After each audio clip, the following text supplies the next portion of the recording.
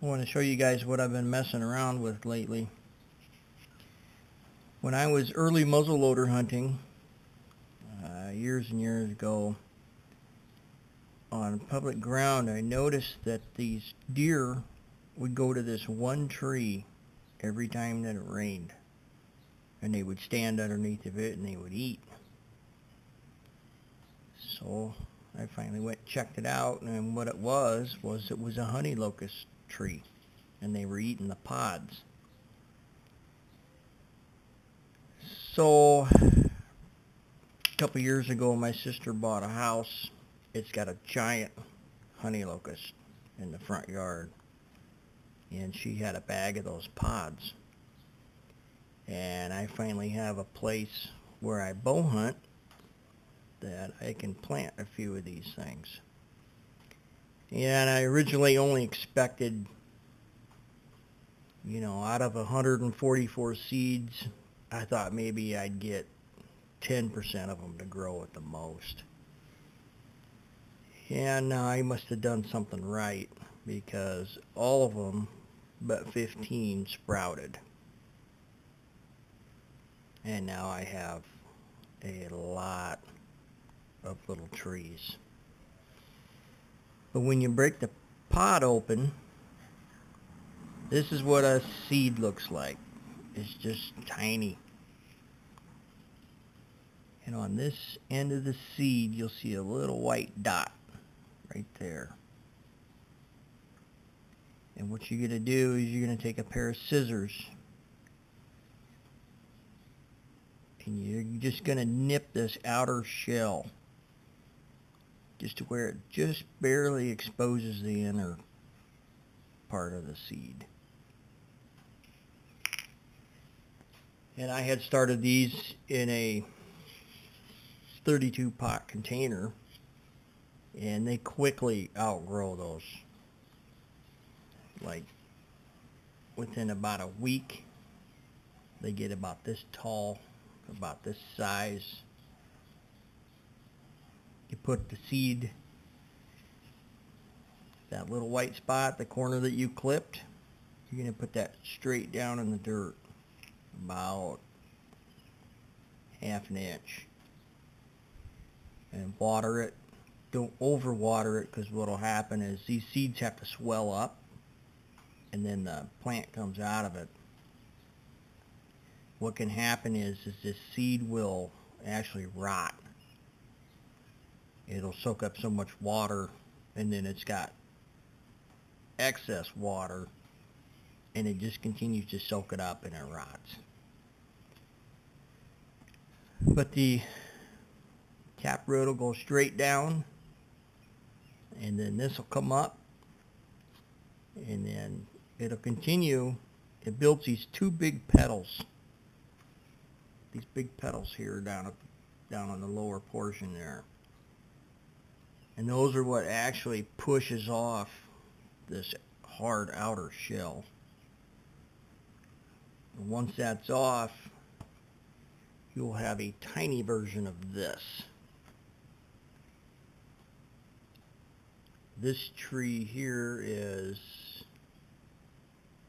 not quite a month old. Took about a week to get there, and about another 3 weeks to get here. When I put these little seeds into these cups, they were spread out like that, and they had one little sprig coming straight up out of here, and it was curly.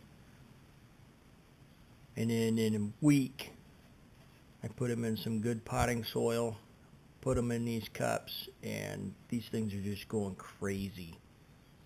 I did put some drain holes in the cup because I don't want too much moisture in here.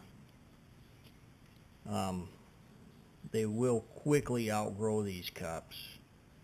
The root ball actually needs to go out instead, because what it's going to do is it's just going to keep going in circles in here, and it makes for a far less desirable root ball, but it's still a plantable tree. Should I don't know. Yeah. But I figure if I get a third of these to live, I've got almost 140 of these things like this.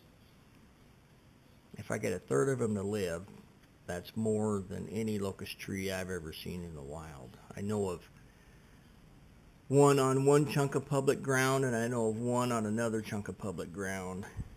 And I've seen deer eat at that other one too. So I'm growing these for whitetail just as a supplemental aid to their diet. They can never eat enough, in my opinion. Got to grow those antlers.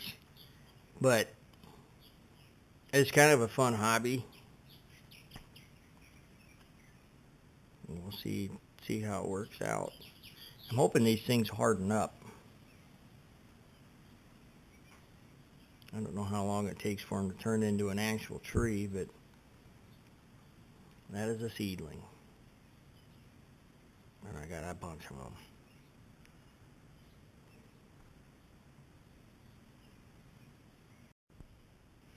This is what I started my seedlings out in. I planted one in opposing corners. And there's 72 here. I think I said 32, but it's 72. So you can get 144 seeds in that. And as soon as they sprout, you better separate them. Especially if they have they've already got a long taproot. Because it just goes straight down to the bottom. And then it starts to curl at a 90-degree angle. And this is the potting soil I used. Just Miracle-Gro potting mix. That stuff works pretty good. I will tell you that when I first planted them in that tray, I used half potting mix and half topsoil. And it worked okay, but it maintained too much moisture. It was very difficult to pull the plants out of that tray because this stuff is mud and it's just way too gooey. So when I got another one of these, I left half of them in the half and half soil mix, and then on the new tray I just put them in just potting mix, and the ones in the potting mix just took right off.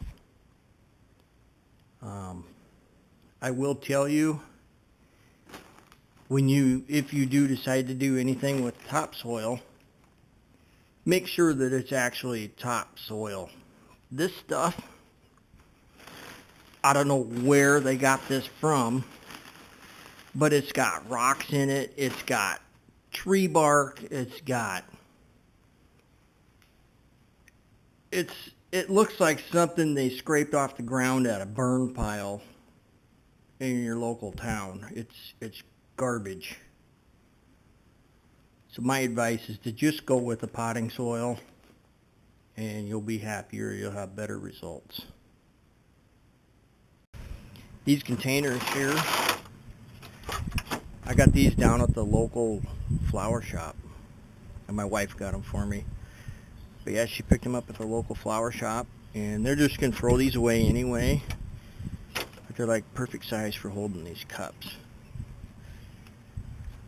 And these are my youngest ones. These are about a week behind these.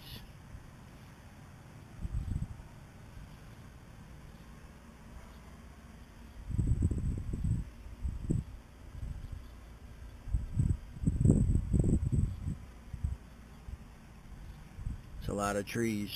I got a lot of planting to do.